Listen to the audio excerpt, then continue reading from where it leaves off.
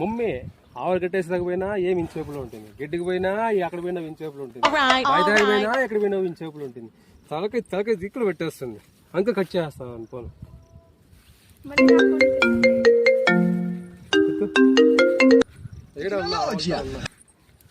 వచ్చేస్తాను ఇంటికి పోతే నరికి పోగలు పెట్టేస్తాను.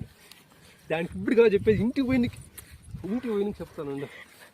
ఏం సైగా అట్లా చేస్తాడు అయిపోయి ఎందుకు ఇలా నా కళ్ళు